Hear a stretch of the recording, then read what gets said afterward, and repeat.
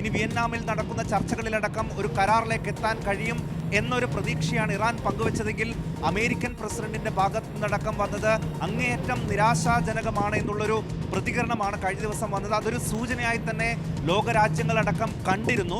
അല്ലെങ്കിൽ ഇങ്ങനെ ഒരു ആക്രമണം നടത്തുന്നു എന്നുള്ളൊരു സൂചന ചൈന അടക്കമുള്ള ബ്രിട്ടൻ അടക്കമുള്ള രാജ്യങ്ങൾക്ക് അമേരിക്കയും ഇസ്രയേലും നൽകിയിരുന്നു എന്ന് വേണം കരുതാൻ. കാരണം ഇന്നലെ രാത്രി വളരെ പെട്ടെന്നാണ് ബ്രിട്ടൻ അടക്കമുള്ള രാജ്യങ്ങൾ അവരുടെ പൗരന്മാരെ പിൻവലിക്കാൻ അവിടെ നിന്ന് തീരുമാനമെടുത്തത്.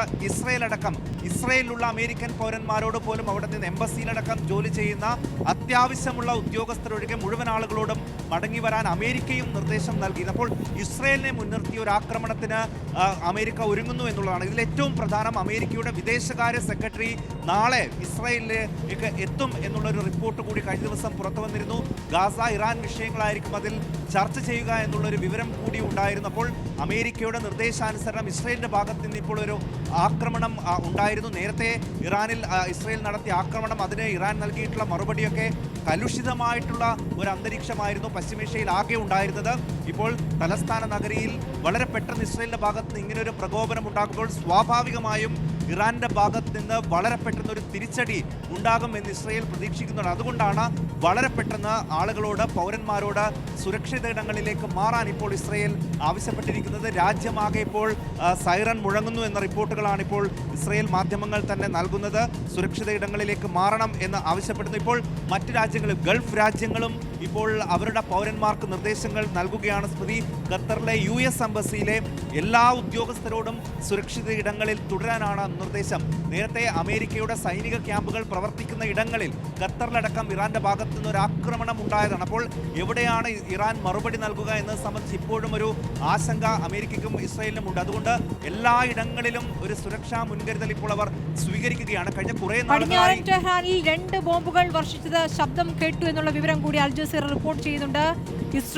ഇസ്രയേൽ പൗരന്മാർക്ക് സൈറൻ മുഴക്കിക്കൊണ്ട് നിർദ്ദേശം നൽകുന്നു സുരക്ഷിത സ്ഥാനങ്ങളിലേക്ക് മാറാൻ. പക്ഷേ സുരക്ഷിത സ്ഥാനങ്ങൾ എവിടെയെന്നറിയാൻ പറയുമ്പോൾ വ്യോമപാത അടയ്ക്കുന്നുണ്ട് ഇസ്രയേൽ. പക്ഷേ ഇറാന്റെ തിരിച്ചടി അല്ലെങ്കിൽ മറുപടി അത് വൈകാതെ ഉണ്ടാകുമോ? ഇറാനിൽ നിന്നും ഏതെങ്കിലും നേതാക്കളുടെ പ്രതികരണം ഈ ഘട്ടത്തിൽ വരുന്നുണ്ടോ?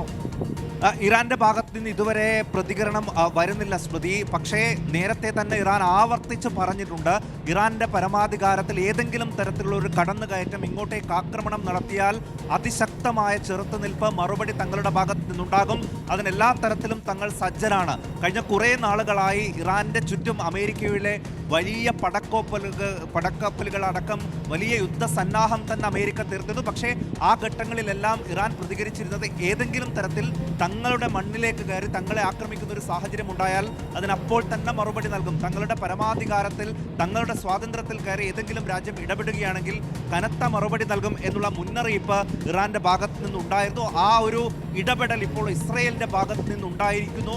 നേരത്തെ അവരുടെ ആണവ കേന്ദ്രങ്ങളിലടക്കം അമേരിക്ക നടത്തിയിട്ടുള്ള ആക്രമണം, അതിന് അമേരിക്കയുടെ തന്നെ സൈനിക കേന്ദ്രം ആക്രമിച്ചാണ് ഇറാൻ മറുപടി നൽകിയത്. പിന്നീട് അതൊരു ചർച്ചയുടെ ടേബിളിലേക്ക് കാര്യങ്ങൾ എത്തിയിരുന്നു. പക്ഷേ ഏതു നിമിഷവും ഒരു യുദ്ധത്തിന്റെ സാധ്യത ലോകം ഉറ്റുനോക്കുന്നുണ്ടായിരുന്നു. ഇപ്പോൾ അതിലേക്ക് എത്തിയോ എന്നുള്ളതാണ് ഇനി അറിയേണ്ടത്. ഇറാൻ ഇനി ഇതിനെന്ത് മറുപടി നൽകും? ഇറാന്റെ പരമോന്നത നേതാവ് ആയത്തുള്ള അലി ഖമൈനിയെ വധിക്കും, അവിടെ ഒരു ഭരണമാറ്റം സാധ്യമാക്കും എന്നുള്ളതാണ് ട്രംപ് ആവർത്തിച്ച് പറഞ്ഞിരുന്നത്. ആയത്തുള്ള അലി ഖമൈനി തന്നെ ടെലിവിഷനിലടക്കം പ്രത്യക്ഷപ്പെട്ട അമേരിക്കക്കെതിരെ നിശിതമായിട്ടുള്ള വിമർശനം ഉന്നയിക്കുന്നുണ്ടായിരുന്നു. അവിടെ നടക്കുന്ന പ്രതിഷേധങ്ങൾക്ക് പിന്നിൽ പോലും അമേരിക്കയുടെ ആഹ്വാനപ്രകാരമുള്ള നടപടിയാണ് എന്നുള്ള വിമർശനമാണ് ഉയർത്തിയിരുന്നത്.